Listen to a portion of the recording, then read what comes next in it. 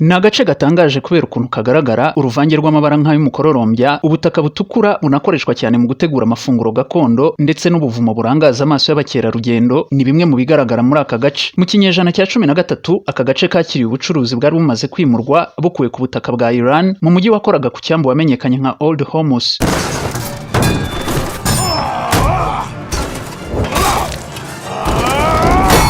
Iki gihe hari nyuma y'uko ubucuruzi bwari bumaze igihe bubangamiwe n'ibitero byo mu gihe cyo kwagurwa k'ubwami bw'abami bwa Mongol. Ubu ni ubwami bw'abami bwashinzwe mu mwaka w'1226 bushinzwe n'uwitwaga Genghis Khan, bwari bugizwe n'imitwe itandukanye y'indwanyi yahurijwe hamwe n'uyu mugabo. Aba bakaba barabahanga mu kurwana, bakagira umuvuduko udasanzwe, discipline ndetse no kugira udushya twinshi mu mirwanire. Ibi nibyo byatumye bahinduka ubwami bw'abami bukomeye kandi bunini. Kwimukira muri aka gace k'ubu bucuruzi byabaye ingenzi cyane kuko ari agace kazengurutswe n'amazi kandi abagabaga ibitero bakaba hanini baribandaga ku kurwanira ku butaka. Bivuze ko gutera aka gace byari kubasaba gukoresha amato kandi ntibyari koroha. Ubuso buto n'umubare muke w'abaturage ntibyabujije aka gace guhanga ijisho n'ibihugu binyuranye hirya no hino ku isi kandi bikomeye. Amato yaturukaga mu bihugu byo ku mugabane wa Aziya ndetse n'uburasirazuba bwa Afurika namwe mu yakoreshaga aka gace cyane mu bucuruzi bwabo. Aka gace tugiye kuganiraho kitwa Hormuz Island, ikirwa cya Hormuz. Byagenze bite ngo iki kirwa cyisange gifite imimerere idasanzwe yo kuba gitatswe n'amabara y'uruvangavange ibitamenyerewe cyane ku butaka bw'isi? Ubucuruzi bwari bwimukiye kuri iki kirwa bwo bwaranzwe n'iki?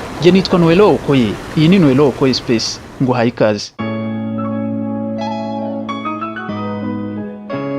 Ikirwa Hormuz kikaba giherereye mu kigobe cya Persia ku ruhande rw'uburyo rw'umuhora wa Hormuz. Aha ushaka wavuga ko iki kirwa giherereye hagati na hagati aho ikigobe cya Persia gihurira n'umuhora wa Hormuz. Ni ikirwa giherereye ku ntera y'ibirometero 8 uvuye ku butaka nyirizina bwa Iran, kikaba kandi gituranye n'umujyi ukora ku cyambu uzwi nka Bandar Abbas. Iki kirwa gifite ubuso bwa kilometero kare 42. Ibarura riheruka gukorwa rikaba ryarerekanye ko gituwe n'abaturage babarirwa hagati y'ibihumbi 5 n'ibihumbi 6. Ni ku bucucike bw'abaturage hagati y'120 n'140 kuri kilometero karimwe. Nkuko nabigarutseho ntangira ikiganiro, iki kirwa kigaragara mu buryo bugoye ko wapfa kugira ahandi ububona ku isi bwo kuba gitatswe n'amabara y'urunyuranyurane. Aha wakwibaza uti ibi biterwa n'iki? Mu miterere kamere y'isi ujya mu butaka cyangwa se mu nda y'isi ku ntera ibarirwa hagati ya metero 150 na metero 3000 hagaragara kushe cyangwa se igice cy'umunyu. Uyu munyu uko ibihe bigenda bitambuka ugenda uzamuka wishakira inzira, usesera mu bitare wishakira inzira ngo uzamuke ugere ku butaka hejuru. Muri uru rugendo umunyu ugenda ukusanya ibindi binyabutabire uhura nabyo mu nzira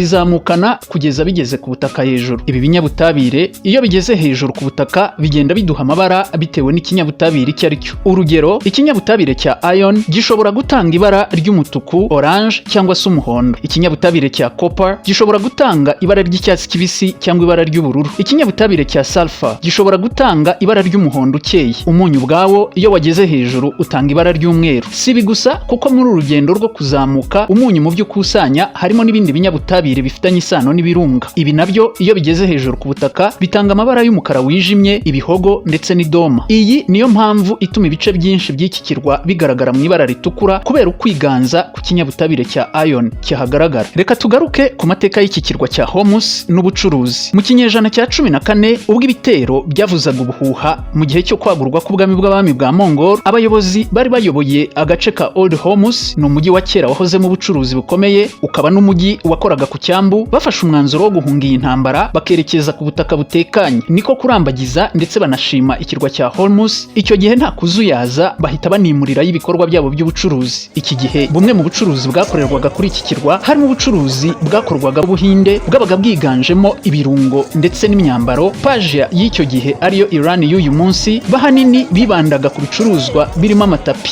Ibihugu by'Abarabu na Afurika y'Uburasirazuba bo bibandaga ku ikonoshwa ry'ibinyamunjonjorerwa ndetse n'amahembe y'inyamaswa. Ibi byari imari ikomeye cyane mu nganda zakoraga imikufi. Bigeze mu mwaka w'1507 nibwo wari umuyobozi w'ingabo za Portugal witwaga Afonso de Albuquerque yaje kwataka ikirwa cya Hormuz ndetse aragifata gihinduka kamwe mu duce twagengwaga n'igihugu cya Portugal. Ibi binabafasha guhita bagenzura ubucuruzi bwose bwakorerwaga mu nyanja nyanja ngari y'Abahinde. Nyuma yo kuhafata muri uyu mwaka w'igihumbi kimwe magana atanu n'irindwi bahise bahubaka inyubako ikomeye y'umutamenwa bayita the Fort of Our Lady of the Conception. Iyi yari inyubako yafatwaga nk'ibirindiro, nk'ubwihisho kandi nk'ububiko. Ni inyubako yatwaye imyaka 8 yubakwa kuko yuzuye mu mwaka w'igihumbi kimwe magana atanu na 15. Iki gihe ingabo z'Abanyaportugal zakontorolaga ibicuruzwa ndetse n'ubucuruzi, ndetse si ibyo gusa zikanatega amato y'abacuruzi zikabambura bimwe mu byo babaga bafite by'ubukungu. Bigeze mu mwaka w'igihumbi kimwe magana atandatu na 22 nibwo Persia n'umwami wayo Shah Abbas wari uyoboye icyo gihe. Uyu ni umwami wayiyoboye kuva mu gihumbi kimwe magana atanu 71 kugeza mu gihumbi magana atandatu 29 afatanyije na kampani yitwaga The English East India Company. Aba bombi baje gufatanya. Iyi ikaba yari kampani yari isanzwe ikora iby'ubucuruzi gusa nyuma ikaza kwinjira mu bya politike ikanabigiramo ijambo rikomeye. Barafatanyije bagaba igitero kuri za ngabo z'Abanyaportugal zari zarigaruriye ikirwa cya Hormuz.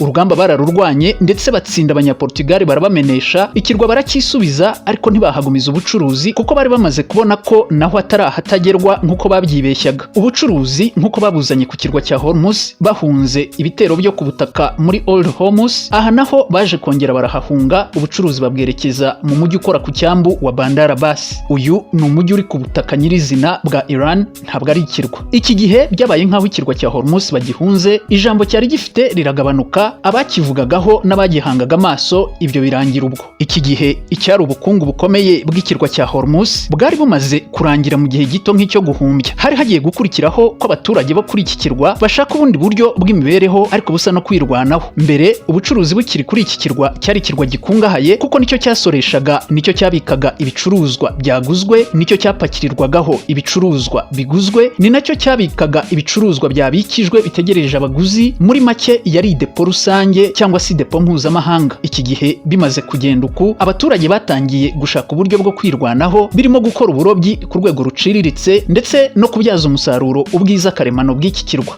Aha ubukerarugendo buba buratangiye. Mu bukerarugendo bwagiye bukorerwa kuri iki kirwa ahanini bwabaga bwiganjemo abantu baturutse mu gihugu cya Iran nyirizina. Gusa rimwe na rimwe bagendaga bazana n'abandi bashyitsi bavuye mu bindi bihugu by'amahanga nabo baje gusura ubwiza bw'iki kirwa. Reka turebere hamwe bimwe mu bintu bigaragara kuri iki kirwa bikaba ari byo bikurura abakerarugendo bagiye kubisura. Ikirwa cya Hormuz gifite Red Beach. Uyu ni umucanga wamamaye cyane, abakerarugendo n'abandi bantu batandukanye bo mu gihugu cya Iran bakunda kujya gusura mu rwego rwo kuruhuka no gutembera. Ni umucanga ufite umwihariko wo kuba ufite ibara ritukura nk'uko twabigarutseho haruguru. Ibi byose bikaba bituruka kuko bahiganje ikinyabutabire cya iron. Uyu mucanga abawusura berekana ko ari mwiza ndetse ukaba gahebuzo mu gihe cy'umugoroba y'izuba ritangiye kurenga. Batangaza ko uru ruvange rw'aya mabara abiri ruhita rutanga ibara ry'agahebuzo kuri uyu mucanga. Ikindi kandi uku gutukura k'ubu butaka usibye umucanga, tugiye ku ruhande rw'ubutaka busanzwe butari umucanga, nabigarutseho ko bukoreshwa mu gutegura amafunguro gakondo.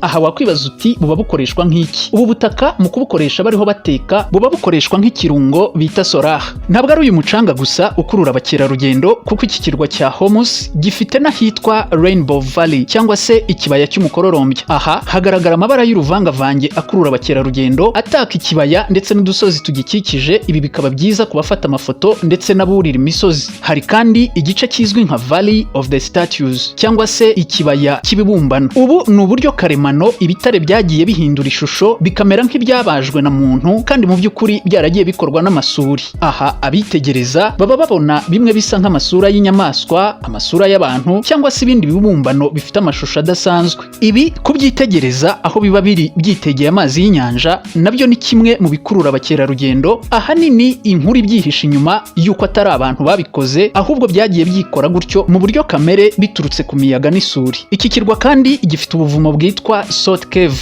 ubuvumo bw'umunyu. Ubu buvumo abakerarugendo bishimira kubutembera kuko ari ubuvumo butuje kandi butekanye. Ubu bukaba bufatwa nka bumwe mu buvumo bw'umunyu burebure kuri iyi si. Iki kirwa kandi gifite akandi gace gakwega cyane abakerarugendo kazwi nka Silver Beach. Uyu mucanga uwo ntutukura ahubwo ufite ibara rya silver. Ibi bikaba biterwa nuko uyu mucanga nawo urimo ikinyabutabire cya silver. Ibi bitanga ishusho nziza iyo ari mu gihe cy'izuba, izuba rikubita kuri uyu mucanga hanyuma nawo ugatanga ibishashi byo kubengerana. Aha aha abantu bakaba bahakunda cyane kuko ari ahantu hatuje hafasha abahasohokeye kuruhuka. Ibindi biri mu bisurwa kuri iki kirwa cya Hormuz harimo imyubakire y'abari batuye kuri iki kirwa. Aha basura bahereye ku nyubako zubatswe mu kinyejana cya 16 harimo na ya nyubako yubatswe n'Abanyaportugal. Iyi abayisuye bayiriho bikaba bibafasha kureba neza, kugira view nziza bitegeye inyanja. Ikindi kandi binabafasha gusobanukirwa amwe mu mateka yo mu gihe cy'ubukoroni. Inyubako zisanzwe z'abaturage bo kuri iki kirwa nazo ubwazo ni zimwe mu byasurwa kuko ziba zifite ibisenge byihariye bimeze nk'imitemeri. Mu kubaka bakoresha ibikoresho bisanzwe byabo hariya kuri kiriya kirwa,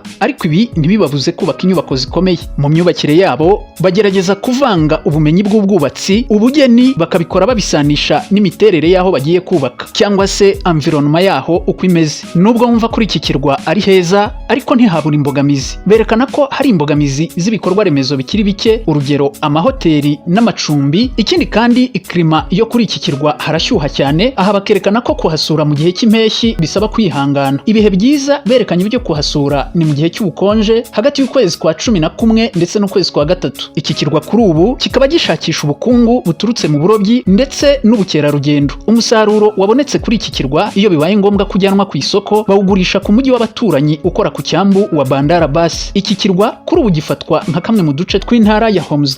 Iyi ikaba ari intara y'igihugu cya Iran, bivuze ko iki kirwa ari ubutaka bwa Iran. Mu yandi magambo naho hakaba hayobowe na leta ya Iran. Reka ngushimire cyane wowe wabanye nanjye muri iki kiganiro. Kora subscribe, ibiganiro byacu bijye bikugeraho bigisohoka. Kora like, share na comment. Niba ufite kandi igitekerezo wifuza kutugezaho, kitwandikire muri comment. Ikiganiro cya none nahangisoreje, nitwa Nuello Okoye. Iyi ni Nuello Okoye Space. Imana ibarinde.